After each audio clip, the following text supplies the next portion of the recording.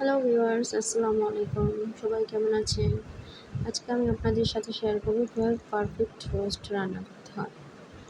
একদম বিয়েবাড়ির মতো রোস্ট রান্নার জন্য আমি এখানে হাফ কেজির একটু বেশি পরিমাণে সোনালী মুরগির মাংস নিয়ে নিয়েছি। মাংসটাকে আমি লবণ মেখে প্রায় 15 মিনিটের মতো রেস্টে রেখে দেবো। এতে মাংসটা একদম সফট হয়ে আসবে। মাংসটাকে আমি ভালো মতো লবণ দিয়ে উল্টিয়ে পাল্টিয়ে কুচলিয়ে মেখে নিচ্ছি। মেখে আমি এটাকে একটা সাইডে 15 মিনিটের জন্য রেস্টে রেখে দেব। এর মধ্যে আমি এখানে বাকি উপকরণগুলো রেডি করে নেব। আমি এখানে আজকে রাঁধুনি রোস্টের মশলাটা ইউজ করছি। রাঁধুনি রোস্টের মশলাটা আমি অর্ধেকটা পরিমাণ ইউজ করছি। আপনাদের যদি 1 কেজি পরিমাণে মাংস হয় তাহলে আপনারা সম্পূর্ণটা ইউজ করবেন। আমি মশলাটার ভিতরে পানি দিয়ে ভালো মতো করে মিক্সড করে নিচ্ছি।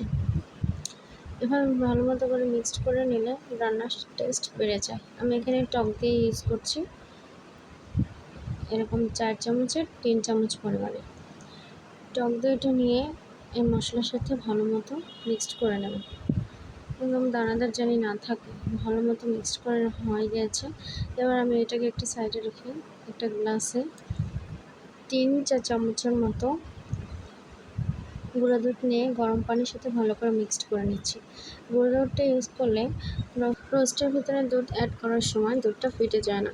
তো গুঁড়া দুধটা ইউজ করলে রোস্টের ভিতরে দুধটা যখন অ্যাড করবেন তখন দুধটা একদম ছানা ছানা কেটে যায়। তাই অনেকেই বলেন যে রোস্টের দুধটা কেমন ছানা হয়ে গেছে। এভাবে করলে আর ছানা হবে না। আমি এখানে পর্যাপ্ত পরিমাণে তেল নিয়েছি এবং তার ভিতরে 1 টেবিল চামচের মতো ঘি দিয়ে বেরেস্তাটা বানিয়ে নিয়েছি। বেরেস্তা বানানোর জন্য আমি এখানে প্রায় 1 কাপের মতো পেঁয়াজ কুচি দিয়ে দিয়েছি। আর বেরেস্তাটা একটু ডুবো তেলে ভাজলেই ভালো হয়, তাই আমি প্রথমে বেরেস্তা তৈরি করে নিচ্ছি। বেরেস্তা আমার পারফেক্ট কালার চলে এসেছে। এবার এটাকে আমি একটা সাইডে নামিয়ে নিচ্ছি। বেরেস্তা নামানোর সময় জানি এর ভিতরে একটা দানাও না থাকে, খেয়াল রাখবেন, কারণ দানাটা পুড়ে মাংসের কালারটা নষ্ট হয়ে যাবে।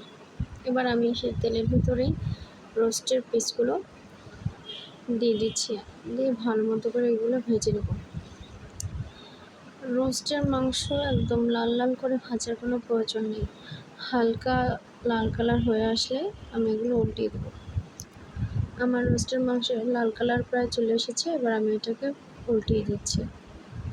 এটা আমি আরেকটা সাইড ভেজে নিচ্ছি। রোস্ট কড়া ভাজা করার প্রয়োজন নেই। কড়া ভাজা করলে রোস্টের যে সফট আর জুসিনেস সেটা নষ্ট হয়ে যায়। আমার একটা সাইড ভাজা হয়ে গেছে, আমি আরেকটা সাইড